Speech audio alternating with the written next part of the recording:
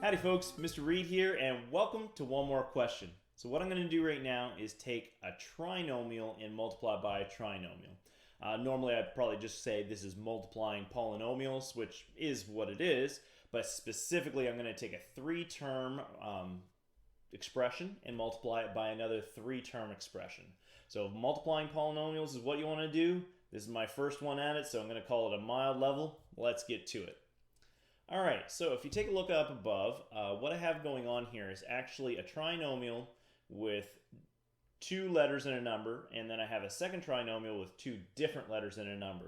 The reason I'm going to rate this at a mild is because it requires no collection of like terms after we're done, because I actually have four separate unique letters that could represent a variable or a constant. It doesn't really matter, but it would be done the same way in either case.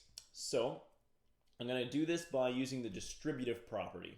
So distributive property is really nice because in this sort of sense where I have one expression multiplied by a second expression, it's really flexible in how it describes this is going to go on.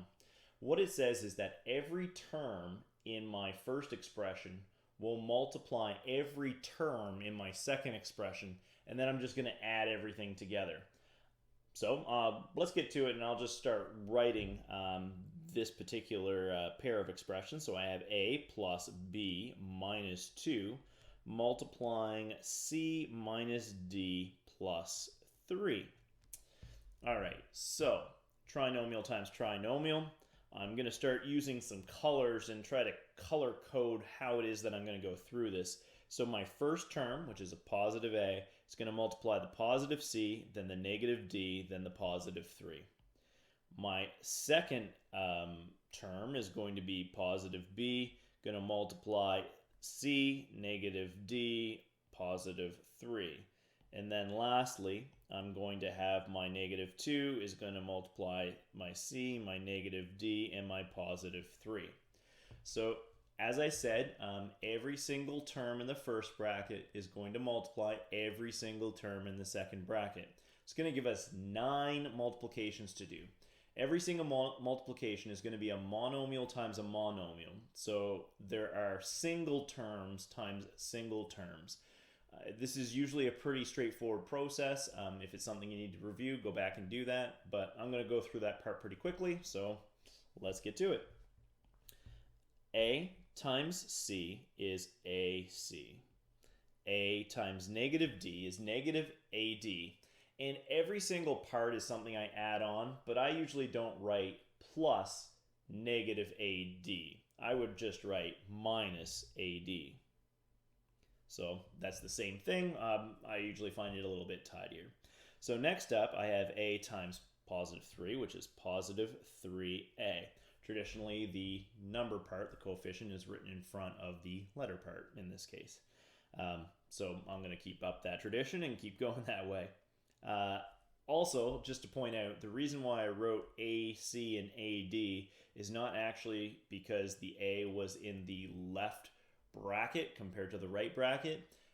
It's because when you have groups of letters together, traditionally alphabetic order is most often what you will see in terms of how the group will progress. The only reason why that would be very helpful is because it will visually help you to match like terms together, of which we have none here, so I guess it's not really doing a whole lot. But that being said, I'm going to follow that rule anyway. Or not rule, follow that suggestion, we'll say. So next up, I have my second term in my first bracket, which is a b, and I'll multiply that by all 3 of the terms in the second bracket. As I said earlier, this is known as the distributive property. So this is b times c, and then minus b times d, because the positive and negative terms that I'm multiplying together. And lastly, I have 2 positive terms, so I'll get plus 3b for the last one.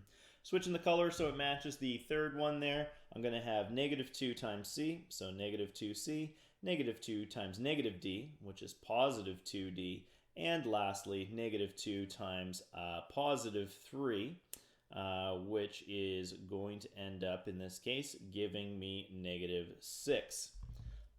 All right, so these are the 9 terms that I'm coming up with due to my monomial times monomial that I had in my 9 different steps of multiplying these two trinomials, or 3-term expressions. As I said before, because of the way that I arranged this with the different letters, and then the way that the only time you come up with a number is multiplying the last term by the last term, that's all there is to it. We have no simplification to be done here. So I guess I could probably put that this is just equal to. And I only wrote them on 3 separate lines there just to keep them spaced out. It would really be the first thing plus everything there. And then I guess the negative sign could be used as a subtraction for that third line anyway. If I were to write them all on one line, if I wanted to make sure we're all tracking well, and I think I have enough space to do this if I'm not the neatest writer in the world, but I'll try my best to squeeze it all in here. No. Oh. Uh-oh. All right, so kind of got it in there. Hopefully I'll be able to clip that off when I put the video together. All right, so that would be our final expression here. The reason I like to focus on distributive property and say that it's every single term in the first bracket times every single term in the second bracket is that it is so flexible. Because if the first bracket has 2 terms and the second one has 4 terms, you still use the same rule.